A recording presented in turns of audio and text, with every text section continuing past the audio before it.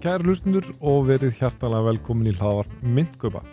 Í dag föstudagurinn 1. ágúst 2025 og Bitcoin í $114.539 og hjá mér sestur Björn Harðarsson. Vertu blessaður, Björn. Sæll. Hvað segiru, við erum hérna verslunarmanningin formulega gengin í garð og við vorum svona búin að vera frekar jákvæðir að ég var það allavega að við værum að fara að taka upp þennan þátt í yfir $120 Bitcoin en við erum hins vegar örlítið lægri en við vorum í síðasta þætti. Já, þetta harmonins svolítið kannski bara við veðurspána. Já, það einmitt, það umlegt veður held ég alls þar. Og þetta svona, ég ætla nú ekki að segja þreytandi, ég meina Bitcoin svo mikið niður á vikunum eitthvað 4% eða eitthvað svoleiðis sko. Einmitt. Bitcoin og ETH solid, þú veist, ETH 3.6. Já, en þú veist, þetta maður spenntar þegar maður kemur hérna í grænu inn í þáttinn. Það hefur verið undanfarið þannig, við vorum að tala um þetta síðast, að svo lappar maður hérna út og nokkru klukkutíma seinna þá bara fer þetta stað upp sko. Já. Það kannski að treyta þetta hlaðvarp. Einmitt, sko, ég skal segja að þú nefndir þetta orð þreytandi og ég ætla að vera bara pínu leiðilegur við okkur báða en þig þó sérstaklega. Það sem þreytandi að sjá Solana í 166. Mér finnst þetta í alvörinni vera eitt mest spennandi projekt og plattform sem ég hef kynnst á mínu 5 árum sem ég starfaði í rafmyntum. Auðvitað Bitcoin ekki þar með talið. Það náttúrulega bara eina league of its own. En ég skal bara viðurkenna, sérstaklega í ljósi það sem við erum að fara að tala um hérna í þessum þætti.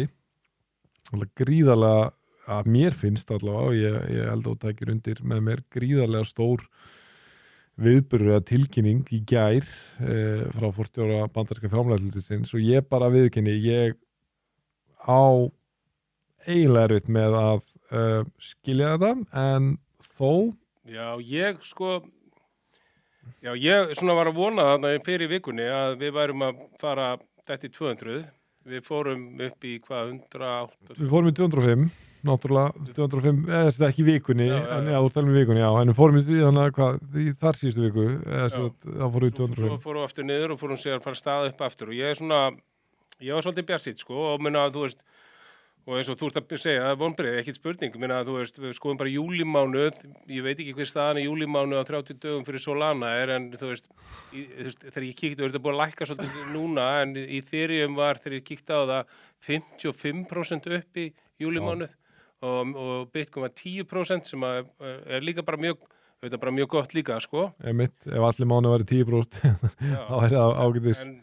En Solana... Já. Solana samt, ef við tökum þetta 30 daga, síðust 30 daga Solana 11,5% upp. Okay. Þannig að þú veist... Það bara parið við Bitcoin. Parið við Bitcoin, sem ég myndi samt segja sé vonbrigði, sérstaklega af því að þú veist, ef þú bara saman við Ethereum, sko, að maður svona hefði haldið með momentumi sem altcoins fengu í júlímánuði að Solana hefði eitthvað náð að geina meira, sko. Ég nú sér það XRP var þetta undir $3 en bara eitthvað 2,94 eða eitthvað. Þannig að, en ok, við ætlum að reyna að, sko, ég tel mig vera búin að átta mig á hvað veldur þessu, en ég bara algjörlega þeirra skoðunar að markarinn að ljá ákveðnum atriðum allt og mikið vægi. Og ég hugsa að við byrjum að fjallum svona atburðum sem kannski svona hrindir þessar atburðar á stað þessum lækkunum sem eins og sé við svona þetta ekki vera ódramatískir, þetta ekki eins og að sé eitthvað í frjálsu falli markaðarinn síður en svo en það að eins og við vorum að tala um hérna síðast að það væri stýrivaxtaákvörðun og það var stýrivaxtaákvörðun á miðvikudaginn og eins og við vorum búin að tala um þú varst búin að segja og svo reyndar var hann orðið þannig að greiningaraðilar voru að gera ráð fyrir 97-98% líkum á því að stýrivöxtum verði haldið óbreyttum sem var raunin. Jó, þú veist, maður þá spyrja henni spurningum, þú veist, ef að 97% líkur að það sé haldist óbreytt og það kemur á daginn. Ekki oft með svona hluti þá búið að præsa inn áhrifin miklu fyrir? Algjörlega, en málið bara með þessar stýrivaxtaákvarðanir að maður bara búin að sjá það svo svart á hvítu þegar maður að fylgjast með þessu að það skiptir svo rosalegu máli hvað hann segir á blaðamannafundinum í kjölfar ákvarðanar. Það var umverulega óvissu þátturinn. Það einhvern vissu eiginlega allir. Hann var að fara að halda þeim óbreyttum vöxtunum. En var hann neikvæður? Var hann ekki bara neutral? Eða hvað? Þú veist, mér fannst hann ekkit vera eitthvað svo neikvæður. Ég hlustaði á allan fundin á honum og ég var einmitt að hugsa þetta með mér að ég horfi náttúrulega svo mikið á NBA Playoffs þegar það í gangi og eitt sem mér finnst svona eitthvað skemmtilegast að gera, jafnvel skemmtilega að horfa á sjálfa leikina, það að hlusta á viðtölun við leikmennina eftir leikina þrátt fyrir að þetta sé algjör farsi og þetta allt svo fyrirsjáanlegt og þetta allt svo í raun og veru lítið bitastætt sem kemur hana fram, en svo ertu með alla hana yðnað í kringum þetta, það eru allir þessir þættir sem einhverjir spekingar að greina hvert einasta orð, þetta bara eitthvað við þetta er svona bara eins og ég veit ekki, að horfa á Friends eða eitthvað og stjórnmálin eru finnst mér nákvæmlega eins að maður hlustar á hann og þetta er náttúrulega maður sem er vel máli farinn og kemur vel fyrir og þetta er engin bjáni, hann Jerome Powell, en allt sem kemur fram hann samt svo fyrirsjánlegt í raun og veru. En maður samt einhvern veginn markaðurinn límdur við þetta og svo var allir þessi talkshow á Bloomberg og CNN að greina hvað hann að segja og maður hlustar á þá líka. En ok, fyrir maður séu hvað hann sagði, hann leggur áherslu á þetta að Seðlabankinn hann gegnir, Seðlabankinn hefur 2 og aðeins 2 markmið samkvæmt lögum. Það er annars vegar stöðugt verðlag, kringum 2% verðbólgumarkmið og svo hámarks eða lámarks atvinnuleysi eða maximum employment. Þetta er 1-2 markmiðin hans. Og verðbólgan hún eitthvað 2,7% og atvinnuleysi það er nánast bara lámarks atvinnuleysi í gangi. Það búið að vera mjög jákvæðar tölur, atvinnuleysistölur í Bandaríkjunum. Og svo getur við bætt í við, þó hann hafi ekki verið að tala það sérstaklega á þessum fundi, að þú ert með S&P basically all time high. Sagði hann ekki það að við getum ekki lækkað þegar hlutabréfamarkaðurinn það má vera hann hafi, hann allavega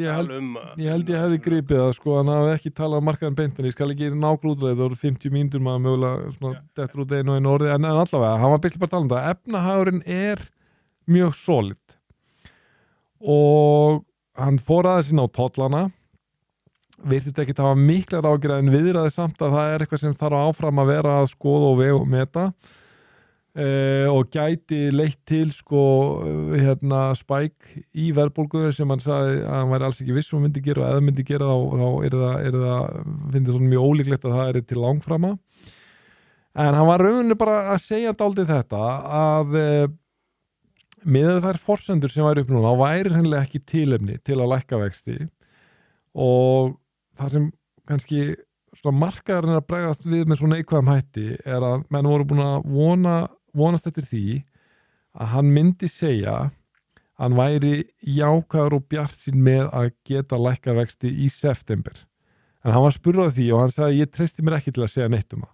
Nei, en Trump sagðist að það fengi tilfinninguna hann ætlaði að gera það. Einmitt. Þannig að mér sýnist þetta í raun og veru vera þannig að og maður sá alls konar memes eitthvað Powell að sturta markanum og maður var pínur svona ok, mér finnst það allt og mikil dramatík og mér finnst það en þetta virðist aldrei við að hafa verið það að markaður byrja að lækka sérstaklega þegar hann segir þetta. Það er bara, þú bara pinpointar bara þegar hann segir þetta að hann treystir sér ekki til að segja neitt hann var mjög afgerandi, oft er hann eitthvað svona, já, það er Þannig hann er allan ekki jákvæður í svörum varðandi september. Nei, og nú er það því að þetta var sett þannig að greiningaraðalar töluðum 97-98% líkur að þeim haldið óbreyttum í júlí en töluðum 63-64% líkur á lækkun í september og nú eru þær spár að lækka og ég er ekki enn alveg búin átt að má hver að vera en ég er ekki tissa að það sé að fara daldið langt undir 50%. Það gæti verið þetta september svarans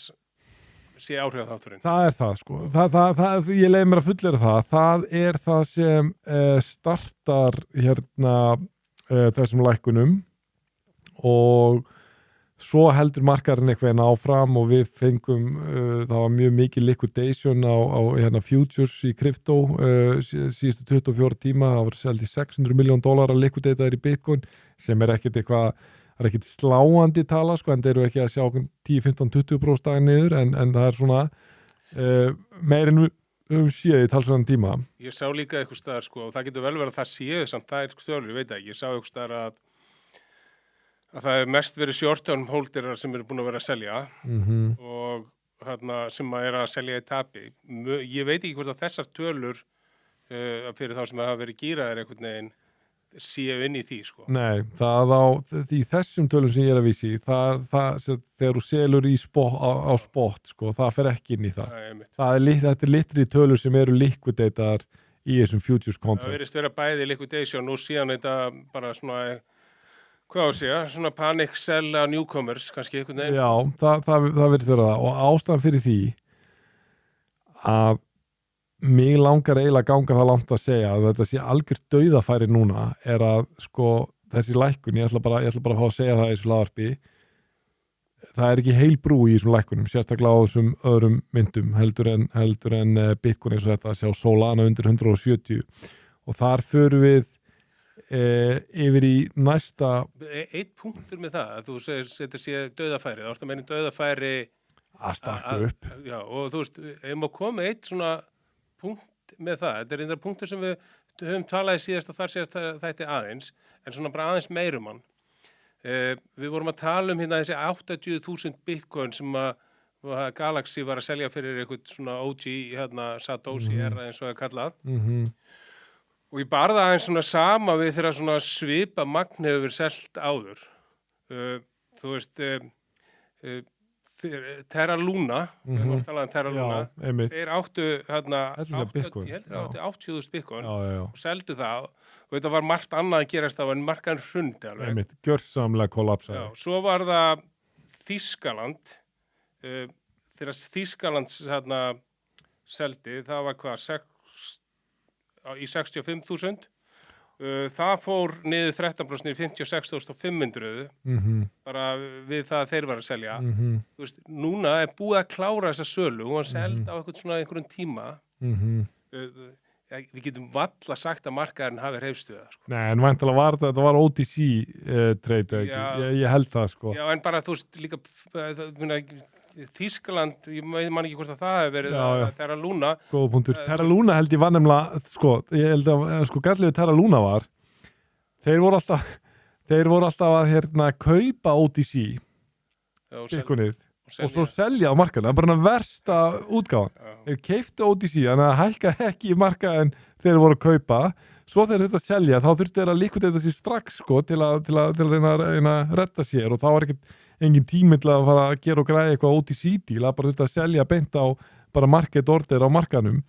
Já, mér þú veist, þetta er svona, hvað, við veit ekki hvort þú myndir segja þessi mikið eða lítið, þetta er svona þessi 80.000 er 13% af því sem að MicroStrategy. Já, þetta er risa skamtur, sko. Já, þó að þessi OTC, þá hafa oft svona gegnum tíðin og svona fréttir, að því þegar fréttin kom fram, þá held ég að við erum búin að selja einhvað, eða jafnvel tölvöld mikið af þessu, það hafa stundu þessar fréttir verið þarna, keyrt markaðin bara fréttin sjálf, keyrt markaðin niður og maður svona stundum hefur grunað gegnum tíðina að einhver svona fréttir eru settar fram til þess að keyra markaðin niður, en þetta segir bara hvað er mikið demand eða svona eftirspurn eftir Bitcoin, að svona hefur henni engin áhrif, sko. Og þú veist, ég er nú verið mjög rægur við að vera með eitthvað spár í þessu laðvarpi og ég ætla að reyna að orða þetta ekki sem spá en fólk er eitthvað að tólka það en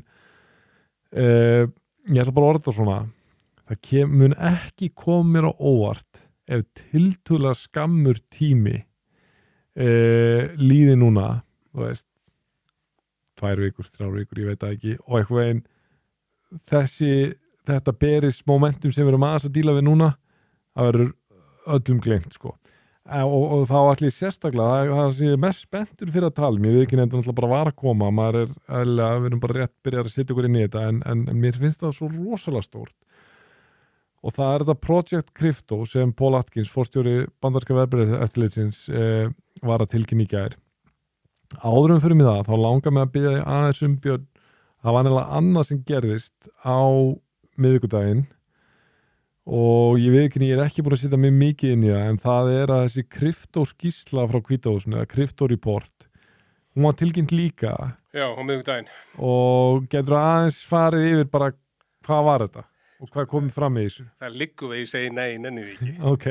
Ef þú veist, þetta er svona eitt af þessu sem að hefur verið að koma fram sem ég myndi segja bara, engin spurning, ég ætla ekki að tala það niður, bara rosa jákvætt sem sýnir hvað þetta er kryptostjórn í Hvíta húsinu. En þú veist, er eitthvað nýtt í þessu? Nei, rauninni ekki. Ég meina, það er rauninni bara að vera að tala um að þeir styðji það og vilji pressa á það að þetta Clarity Act fari í gegn og þetta Genius Act og svo framvegis. Það er talað þú veist, skýra betur hverjir hafa vald yfir svona lögvald yfir hvað heitir þetta? Þú ert að tala um lögsögu, hvort það sé SEC eða hvort það sé hinn og þessi stofnun og... Talað þetta, sko, ekki SEC heldur hinn, sko, já, einmitt. Það sem er ekki security, sem meikar alveg sens, þetta hefur aldrei verið samt svona... Svona skerpa á valdsviði tiltekinna og ákveðina stofnana. Þannig að þetta er 160 síður sem ég nefndi nú ekki að lesa, sko. Þetta er ekki að lesa þetta. Sem að svo sem er bara að vera að fara í þetta rauninni allt, líka bara eitthvað með svona ákveðu verið tekið, það talað margir var að vona þetta, þessi þjóðarsjóður, Bitcoin. Já. Það kemur eitthvað þar fram, það kemur rauninni bara fram það sama, þeir ætla að byrja að nota það sem þeir eiga nú þegar og finna einhverjar leiðir. Þannig, þú veist, þetta er rauninni bara endurtekningin á öll því sem hefur komið fram. Það sem ég myndi helst vilja segja við þig, það sem er mögulega var þetta svona draga fram eitthvað svona jákvætt úr þessu, myndi ég segja, kemur miklu meira fram í þessu hinu atriði sem við erum að tala um. Að því það eru sömu hlutinni bara miklu skýrara. Já. Þá er ég meina þarna forstjóri fjármálaeftirlitsins. Já, þar erum við einmitt, sko ég er sammála, ég var ekkert eitthvað rosa, ég svona fann það aldrei á mér að þetta yrði Big Nothing Burger með kryptoreport. Og ég var bara búin að skoða svona summary hjá ChatGPT þetta sko, en við getum svona sagt það, jákvæð er samt sem þetta svona saman sem við erum að segja, þetta sýnir samt hvað þetta er mikið pro-crypto administration í Washington. Ég held að það sé aðalmálið. Það er aðalmálið, sko. Við getum bara, ég get sagt bara áður við förum að ræða. Og það kemur ekkert neikvætt fram í þessu heldur. Nei, þetta er bara jákvætt við það. Þetta er bara atrið sem að komið fram áður og ég myndi segja, sko, það sem við tölum á eftir samt við fjármálaeftirlitið, mikið af þeim atriðum er líka sagt annað. Þannig að við getum sagt, ok, þeir eru sammála, það kemur kannski ekkit endilega óvart. Og þess vegna myndi ég bara segja að þú veist, við höfum að ræða það miklu meira, því að mér finnst það svona miklu meira spennandi, þú veist ekki nema bara að því hvaðan það kemur og hvaða stofnun þetta er og hvernig hún leit út fyrir 2 árum síðan. Já, algjörlega, sko, ég fer einhvern alltaf að spegla þetta svo mikið við Ísland og bara svona tilhugsunin að það kæmi hérna skýrsla sýndareignir á vegum ríkisstjórnarinnar og er ekkert nema 160 blaðsjur bara af einhverju jákvæðu, sko, þú veist, ímynda hvað maður væri, hvað manni finnist það geggjað, sko, skiluru, þú veist, og þetta er að gerast í stærsta og fremsta efnahagsveldi og fremsta lýðræðisríki heims, þannig að það er alveg til við erum bara orðin svolítið vanir góðum fréttum, þannig að okkur finnst þetta ekkert merkilegt. Og kannski líka bara því, þú veist, þetta eru jákvæða fréttir sem ég held að flesta af þessu höfum talað áður. Eitt sem kom að fram sem að við tölum að það væri svona vísbendingur að það ætti að fara að tala um. Það væri eitthvað með skattalöggjöfuna á því þegar þú væri að nota rafmynti til að kaupa einhverja hluti. Einmitt. sem er bara jákvætt að reyna, þú veist, að skattleggja ekki hverja einustu krónu sem fer út af kryptó, sko. Einmitt. En það sem er virkilega stórt og þess vegna eins og ég segi, ég hafandi verið að starfa þennan markað í 5 ár, þá það er ekki oft sem ég er eitthvað mjög hissa, en ég er sannarlega mjög hissa að sjá markaðan ekki keyra upp við þessa tilkynningu hjá Paul Atkins, forstjóra bandaríska verðbréfaeftirlitsins, þar sem hann núna er að kalla þetta að bara ákveð verkefni sem þeir að setja sig fyrir hendur sem heitir Project Crypto. Já.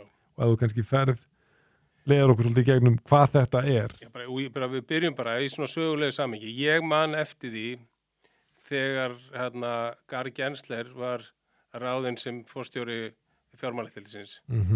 Kryptóheimurinn var mjög ánægður með þessa ráðningu. Já, í upphafi. Já, af því að hann hafði kennt bálkakeðjutækni við MIT, já. Og menn héldu bara að þarna kemur jákvæður maður. Anna komu í ljós, hann terroriseraði kryptómarkaðinn. og Með að lét BlackRock þurfa að höfða mál, dómsmál á hendur SEC til að fá Bitcoin ETF-in í gegn. Hugsaði það? Nei, fyrir ekki, það var Grayscale sem höfðaði málið.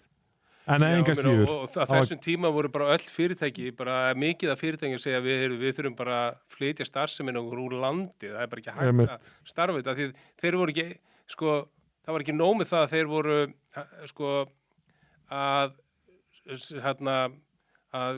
sekta eða fara í mál gegn bara öllum, bara nánast, kaupöllum, verkefnum og svo framvegis. Það voru Coinbase og fleiri voru búin að biðja einhverja bara í mörg ár á undan einhverja meira svona clarity, bara hvernig það er. Þau fengu aldrei neysur. Þannig að, þú veist, fyrsta jákvæði í þessu, hann er mjög skýr, hann segist alltaf einfalda kerfið.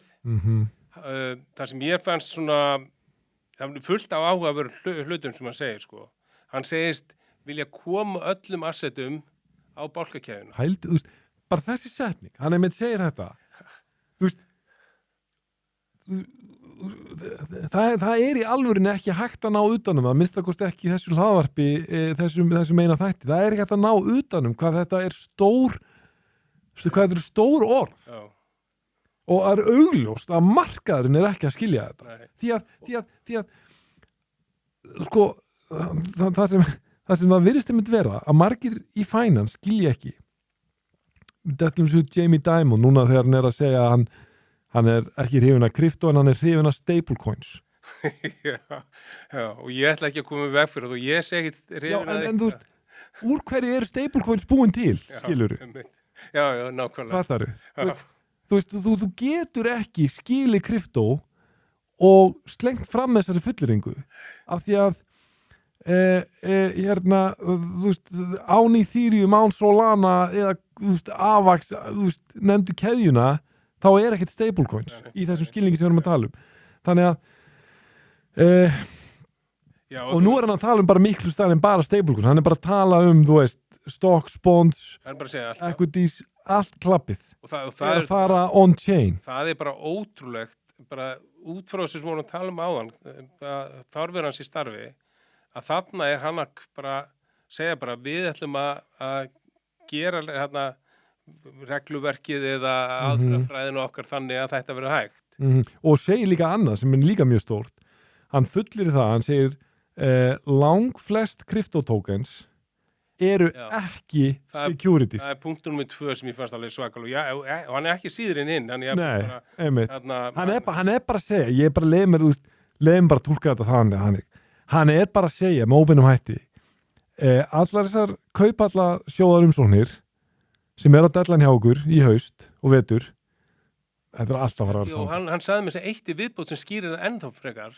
Hann segir, ef að, segjum eitthvað Solana, Avax eða eitthvað, er búin að vera með futures kaupallarsjóð í 6 mánuði, þá á að leyfa það sé bara spot ETF, wow, þetta er enda risastórt. Solana er vantilega búin að vera með meira en 6 mánuði. Ég held það, já. Já.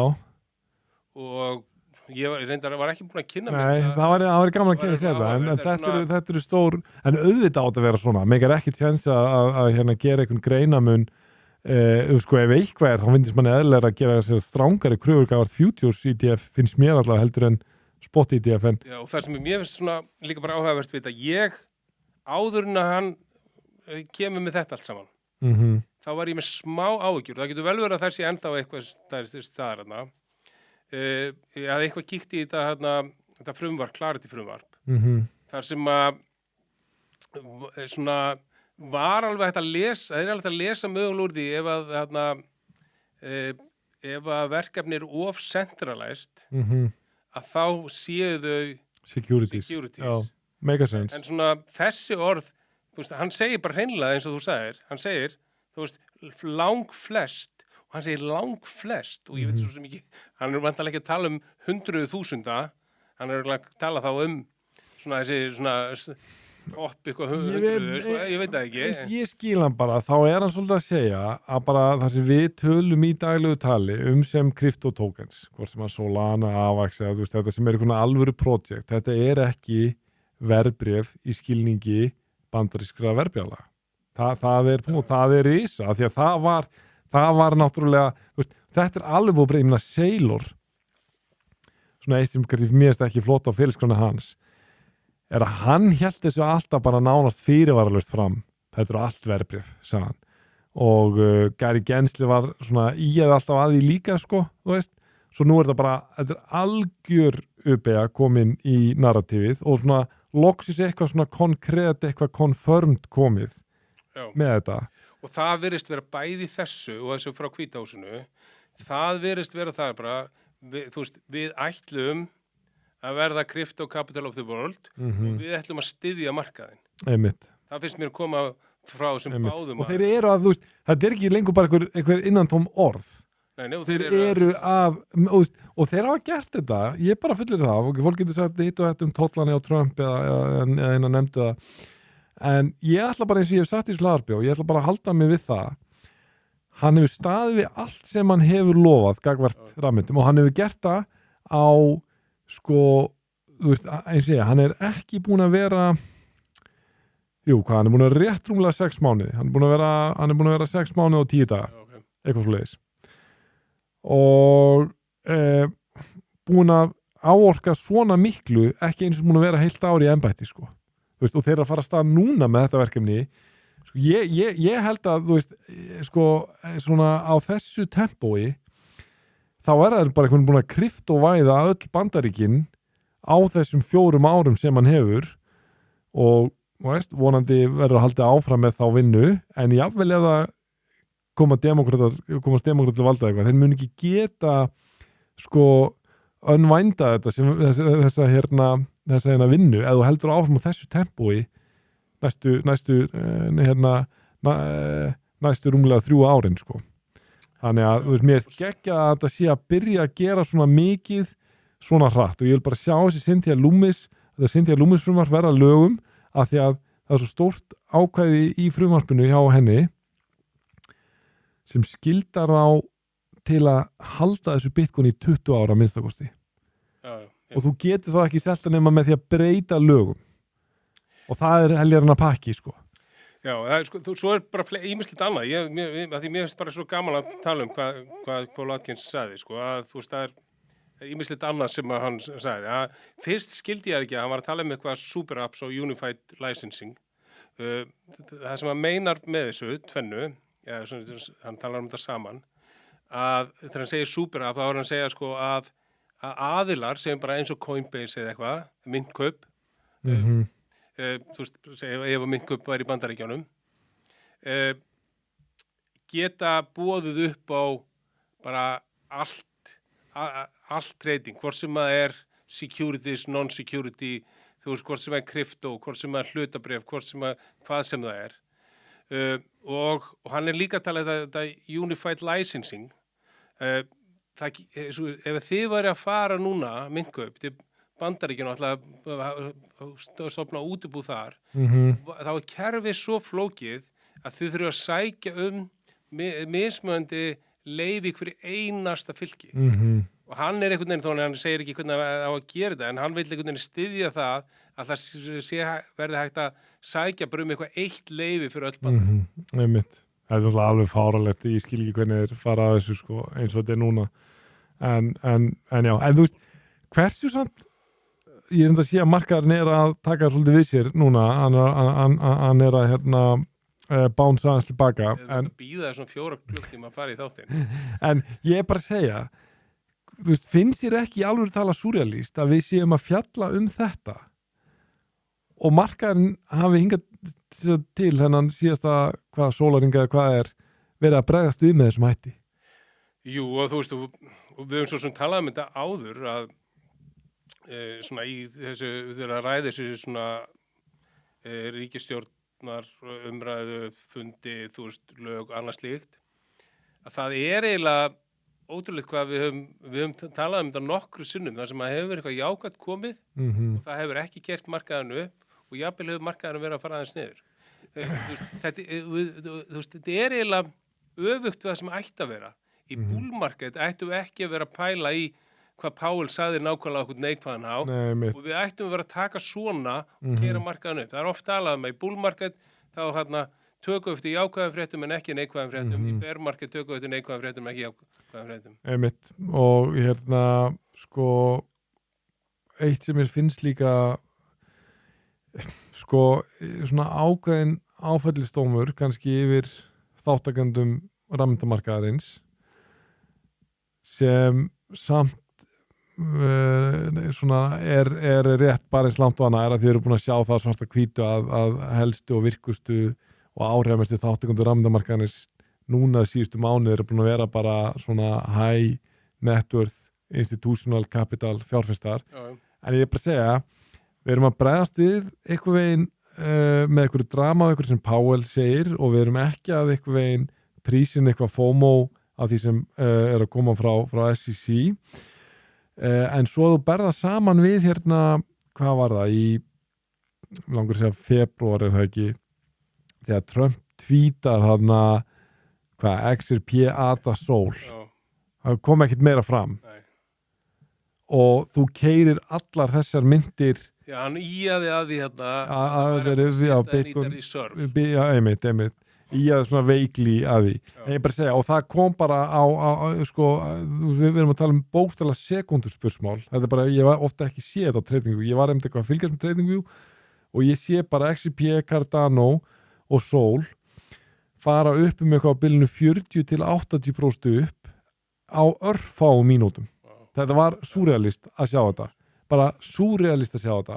Og ég er að segja, og svo gekk það bara jafn hratt niður eiginlega bara nánast alveg alla leið tilbaka nánast sko. Þú veist, bara mjög hratt. Það var ekkert að baka við þetta. Nei, en það er eitthvað að baka við þetta. Já, ég er að segja, skilur, þetta er svona, þegar ég segja áfællistómur, já við bara svona, þú veist, ég við ekki bara, ég er núna bara, heyrðu, þú veist, ég þarf bara að æla öllu sem ég á laust það bara því mér er ekkert laust hjá mér, skiluru þú veist, fattaru hvað ég er að fara en svo horfum maður bara á að markaðurinn greinlega er ekkert þeirra skoðunar, hann er bara horfa á Solana eins og ég, var í 165 fyrir þáttinn og bara svona já, þú veist, það er ekki svo síðan bara að fara að bálka keðju væða öll bandaríkin, skiluru þú veist, og bara já, Solana 160, þetta er olían í þessari nýju tæknivæðingu sem bara er staring us right in the face og er að fara að gera það eftir 5 árum og fólk er bara svona, já, Solana 165 Ég er algjörlega samanlegaður að þú veist, ég verið að hlusta á svona sérfræðingar að þetta eins og mennur að segja þetta sé einmitt mjög búlis fyrir þessi verkefni eins og Ethereum og Solana. Þetta er einhverjir sem segir þetta sem meira bullish fyrir Ethereum að því institution elska Ethereum og allt þetta öll þessi svona hlutabréf og annað slíkt munu fara á Ethereum. Ég er ekkert sannfærður það endilega en ég held að upp að einhverju marki sé þetta samkeppni á milli þess að tveggja verkefna. Það sem Ethereum hefur er 10 ára saga, þeir voru 10 ára í vikunni. Solana er helmingi yngra, en þetta eru staðinir sem að allt þetta tokenization mun fara á þess, ég hef ekki trú eins sem komið að allt í hennu farin rosa mikið á Sui eða Cardano eða XRP geti fengið eitthvað út úr þessu sko en manni finnst í Ethereum og Solana vera langbestu bettin í þessu. Já. Það er bara að vera að segja þessu sér. Og sko, mér til að bara freistandi að spyrja þér sko sem sálfræðing af því að eins og mér finnst þetta það mikið obvious dauðafæri og svo ég að sjá okkur markaðin ekki vera að bregðast við þessu. Mér langar bara að spyrja þess, ég búin að missa það? Skilurðu, ég bara að horfið? Þú ert búin að missa það, en kannski það er ekki besta svarið, svo. Nei, veist, sko, fattaru, skilurðu, þegar þú hérna, þetta er svona einhver leiti, ég er einhver leiti að upplifa sama og ég uppliði 2020. Þegar ég var búin að vera að sökkva mér í kannuhóluna og bara vera þar í marga mánuði, þú veist, gegnum Bitcoin standard, gegnum allt þetta stöf. Búin að drekka í mig hérna eins mikið content og ég gat á hérna YouTube og ég er að horfa á Bitcoin í $8,000 og ég er bara svona, af hverju er þetta ekki bara núna í $100, 200, 300, $400 af því þetta er svo mikið no-brainer obvious concept og þá kom svona hugsunin bara, er ég mögulega, skilurðu, þegar eitthvað er svona augljós, sko, eins og bara 2 + 2 saman sem 4, sko, þá auðvitað hugsa maður, getur verið að ég sé bara haldin einhverjum gölnum rangkomundum, en hvað gerir svo? Þú býðir í 5 ár og nú erum við í $100,000. Þannig að mögulega þurfum við bara að vera þolimóður, ekkert mögulega, það er það sem við þurfum að vera þolimóður. Maður getur, þú veist, bara og slepp með þetta grínu, þetta er ekki búin að missa það, þú veist, og kannski bara er það, eins og segir þolimæði, því að þú ert ekki að segja einhverja hluti sem bara, þú ert bara að segja, ég var að hlusta á Cathy Wood í morgun, sem er nú mikill sérfræðingur í markaðanum, hún var að, hvað heitir þetta, að leggja áherslu að hún trúir ennþá á 1,5 milljón Bitcoin 2028. Heldur hún það? $1,5 milljón 2028? Heldur hún að sagt það frekar en 2030? Mér finnst svo safe að segja $500,000 plus 2030. Mér finnst það svo að segja, það er alveg nógu bullish, skilur þú? Ég skal alveg fara... Ég með annan mann, sko, sem að sagði eitthvað... Max Kaiser, nei, hver? Michael Saylor sagði daginn. Já. Það er 48 mánuðir þá verður Bitcoin stærsta hvað kallast stærsta eignir á markaðnum hann er raun að segja yfirtöku gull þá er hann að segja, þá er hann raun að segja á 2 árum nei, 4 árum á 4 árum eru að fara í $1 milljón já, rúmlega sko, með að við þurfum núna að cirka ákveða 10x og þú verður að taka tillit til þess að gull muni ekki líka. Þannig að hann er að segja... svipaður og Cathy Wood. Já. Ég ætla ekki að segja þetta, en myndi ég segja að það veri engar líkur á því að við færum $1 milljón á 4 árum? Alls ekki. Bara, það væri galið að segja. Það í raun og veru, ef þú skoða söguna, þá væri það eiginlega fáralegt að Bitcoin, ef þú hugsa þetta svona, ef við segjum 2030, ef við toppin 2001, sem var $69,000, og við erum að tala að þetta er cirka 15-földun sem $1 milljón er frá þeim toppi og að þú 15-faldið þið ekki á 9 árum Bitcoin það væri mjög sérstakt en núna hins vegar erum við bara verða það stórt market gap að þegar við erum búin að yfirtaka gull þegar Bitcoin verður komið í $1 milljón á einhverjum tímum er þetta ekki að fara sko, að halda árum þessu veldisvexti Já, þetta er að gerast allt hægara núna og maður finnur það alveg, sko. En á sama tíma, alveg, þú veist, þetta sem eins og þú ert að segja, þú veist, bara sem við höfum að tala í undanfyrir þáttum, þá erum bara að tala hreina tölfræði, það sem kaupa allar sjóðir sem að Michael Saylor er að kaupa, hvað er það með við nýju framboði, allt þetta, það er bara gríðaleg eftirspurn eftir að kaupa Bitcoin og mörgulítið ég alveg leyfa mér að segja að þessi vermið á Bitcoin í dag, þú veist, ég er einhverju liti hissa, hann sé ekki allan á 130-40 sko. Ég tek alveg heilsur undir það og ég er bara, maður er bara búin að læra það svo mikið í þessu, maður sér að flestir eru þannig, þú veist, og bara flesti vinir mínir eru þannig, þeir náttúrulega eru konum með slatti í Bitcoin og slatti í krypto og þeir eru samt með eitthvað cash on the side, þeir eitthvað hafa, ég veit ekki, agan eða hvað allavega hef ég það ekki, sko, ég er aldrei með neitt cash on the side, ég bara er alltaf fully deployed, sko, en ég tek eftir bara, þeir eru þannig, þeir eru svo núna svona, já, nú er alveg ágætis moment að fara að deploya meira, en langflestir af þeim eru þannig að þeir annarkvort kaupa þeir að gefa massív dífa, kannski, þú veist, 20% lækkun eða eitthvað svoleiðis, þá vissulega, þú veist, kaupa þeir, sko, kaupa yfirleitt ekki svona, en þeir kaupa svo í, ef þetta núna fer á stað og er komið 130-40k, og ég er ekkert að segja, þú veist, jú, það sem þeir hafa fram með mig er að þegar það kemur þessi 20% dífa, segjum að við færum hérna í stuttastundu undir $100 sem ég held ekki að gerist, en hvað veit ég að getur vel gerst, þá muni ég að öll líkindum ekki eiga pening til að bæta við. Þess einnig er það gott að þú getur gert þetta, þú ert eiga að spá pening fyrir en ég hins vegar þú veist, ég finn fyrir jafn miklu, hvað maður að segja, FOMO eða svona segja frekar að FOMO er svona, hefur smá neikvæðan blæ, svona urgency, svona sense of urgency þú veist, skilur, ég er í alveg þannig, þegar ég horfi á einhvern svona jákvætt landslag eins og núna og ég horfi á Bitcoin á ekki að herri vermið en þetta og ástæðan fyrir ég er aldrei með ykkur á 100 áskalla sko bara hangandi að gera ekki neitt ef ég er búin að gera upp alla minna reikninga og ég er búin að sjá fyrir öllum útgjöldum mánaðarins er ég bara finn fyrir ómiklu sense of urgency að stakka upp í þessi reikn og líka náttúrulega bara yfirburinni sem krypto hefur er að ef eitthvað kemur upp á og mann vantar pening, þá ertu með asset sem er liquid 24/7 365 sko. Þetta er ekki eins og setja þetta í hlutabrif eða eitthvað sem þú þarf bara að ég er að býta í mánudegi og ég fæ þetta greitt á miðvikudegi eða fimmtudegi sko.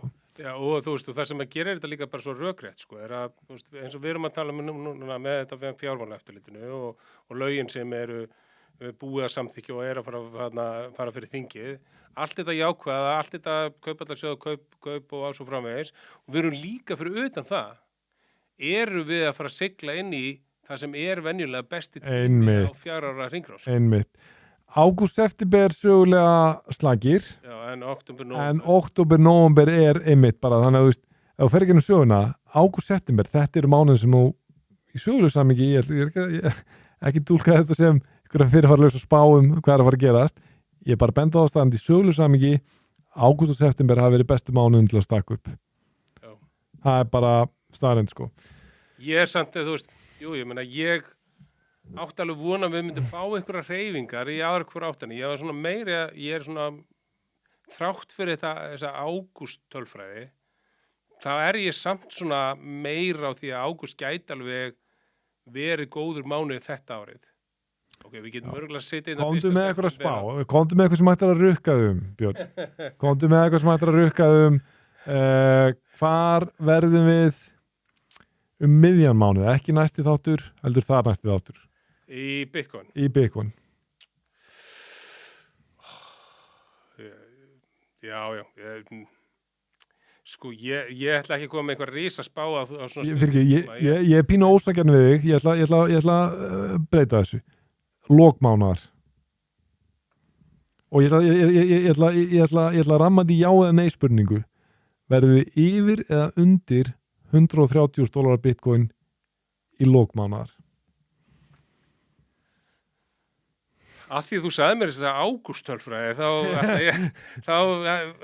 ætla ég að segja undir að við förum í septemberu yfir en ég held að við nú er ég að koma mér undan í að svara þessu. Nei, samt ekki, þú sett svarar, við verðum undir. Já. En ég gæti alveg trúa því að við færum á einhverju tímapunkti í mánuðinum yfir en við endum mánuðum undir. Ég var að fatta að ég sagði ég ætla að taka þetta ramma þetta í já eða nei spurningu, svo spurði ég ekki já eða nei spurningu, ég sagði ég verði yfir eða undir. Já. Þetta er eins og Stelli í Orlofi þegar það segir hver án að sumabústa já eða nei en ok, sko ég er eitthvað óvinni búlis það er eitthvað óvinni mikil jákvæðan í mér. Það er líka hvað, verður mínu versk en frú Stella, þannig Það er þannig ekkert í mínu verski Nei, einmitt. og þetta hafi verið taska. Já, alveg rétt. Þá erum við Já. sleppum því, hvað Alveg segirðu? rétt. Nei, ég bara segja, það er eitthvað svona óvenju bjart yfir mér, þráttur að sé ömulegt veður úti og kannski er það því ég er ekki að fara neitt út úr bænum, þannig ég þarf ekki að díla eins mikið við Þú þetta leiðilega veður. grátið þarna droppið.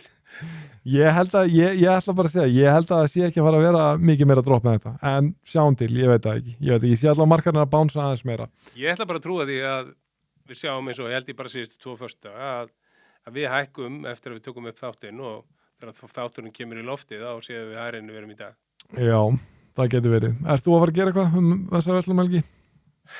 Nei, ég ætla ég spil ekki eitthvað golf bara og Er fór ekki- jóla og Vonlaust við fyrir golf? jú, rétt. Og já, Já, allir verði ekki bara inn að lesa Einmitt. kryptobækur. einmitt. Það hljómar heldur betur skemmtileg verslumhelgi.